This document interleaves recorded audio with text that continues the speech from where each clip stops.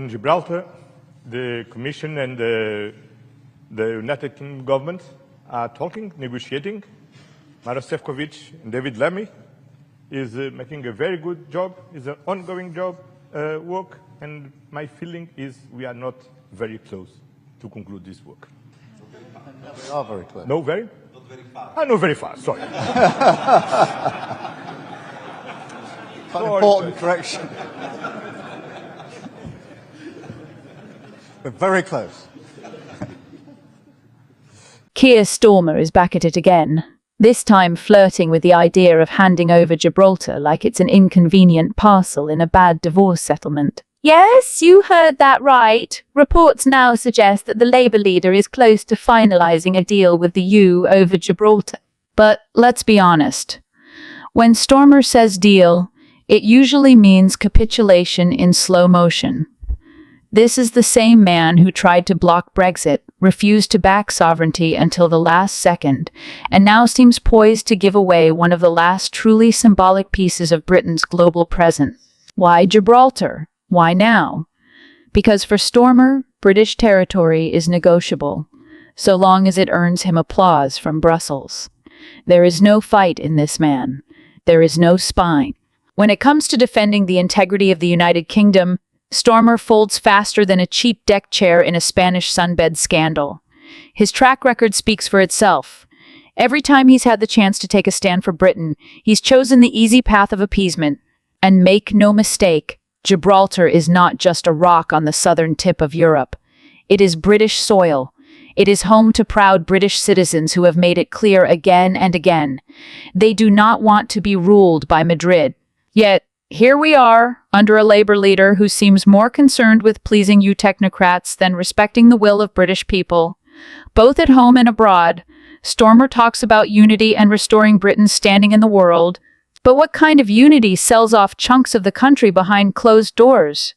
What kind of leadership throws loyal territories under the bus to score diplomatic brownie points? The same kind that would rather shake hands with European bureaucrats than shake off Britain's dependency complex. Let's be brutally honest. If Gibraltar ends up being diluted, downgraded, or quietly nudged into Spain's sphere, it won't be an accident. It will be the direct result of Starmer's spineless, visionless diplomacy. He won't say it out loud, of course. He'll wrap it in buzzwords like cooperation, partnership, and shared governance. But the end result, another piece of the British family gone. We've seen this before. From watering down border control to white flagging Brexit, Starmer has shown, time and time again, that he is not a guardian of sovereignty. He is a manager of decline, a man who treats national identity like a bargaining chip and sees patriotism as an outdated nuisance. So don't be surprised when one day you wake up and the headlines read, Starmer finalizes EU deal, Gibraltar now under shared management with Spain. And don't be surprised when he stands at the dispatch box, grinning blandly, telling us it's a victory for cooperation. Because in Starmer's Britain, cooperation always seems to mean surrender. It will create new opportunities, of course, for our defense industries. And as I said, open the option for stronger, more coordinated support also for Ukraine. That's important either through joint procurement of military capabilities that then are brought to Ukraine, or for direct investment in Ukraine's defense industry. This is against the backdrop that we stand united behind Ukraine's fight for survival and that we're strongly committed to a full and unconditional ceasefire leading to a just and lasting peace in Ukraine. My second point is that I want to speak about what lies at the heart of our partnership, and that's the people. Millions of families and friendships are on both sides of the channel. I am thinking back of my times as a student here in London, and from that experience I know the first place abroad you go when you're a young person, it's an impression for life. You fall in love with the city and the country, and for the rest of your life you are the best ambassador for this country. Therefore, I'm so glad that we have agreed that we will have Erasmus Plus for young people and that we will work towards a youth experience scheme, just about this experience.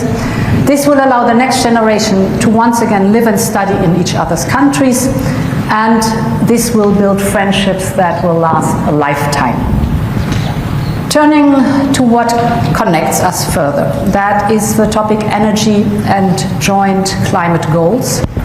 Today, we have decided to explore the UK participation in the EU's electricity market.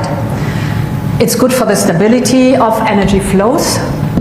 It is good for our common energy security, because we know that a bigger market will also be good for lowering the energy prices, and it will attract more private investment because of the regulatory stability and predictability that is there to tap into the vast potential that the North Sea offers, specifically for renewable, cheap and homegrown energy.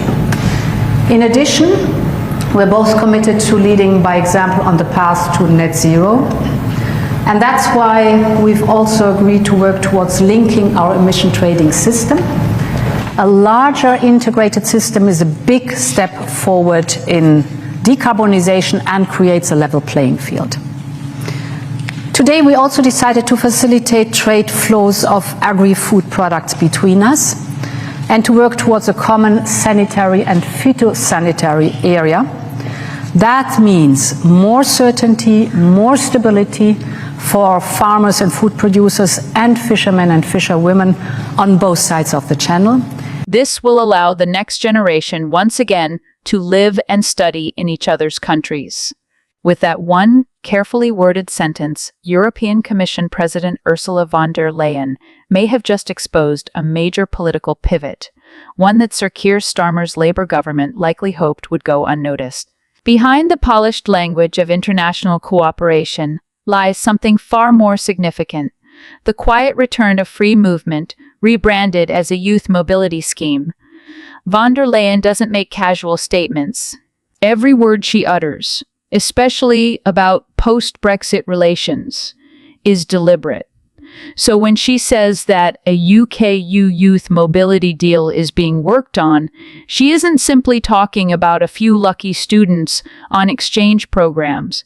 She's talking about a structural mechanism for cross-border movement, one that looks, sounds, and functions like the very system British voters rejected in 2016. And here's the twist. This announcement comes just weeks after Starmer's government confidently declared it would not return to free movement. So which is it? Is this another case of political doublespeak, or worse, an intentional deception cloaked in soft diplomatic jargon? Let's be clear. Youth mobility schemes are not benign cultural exchanges. In many cases, they act as a political backdoor to restore freedom of movement, allowing extended stays, work access, and reciprocal rights between countries. This is not merely about students. It's about rewriting immigration policy without calling it that. This raises a serious question. Can a government claim to uphold border control while quietly negotiating agreements that undermine it? Labour insists it respects Brexit. Labour says it will maintain immigration control. Yet here it is, 1 foot back in Brussels, smiling for the cameras while the deal is sold as modern, youthful cooperation.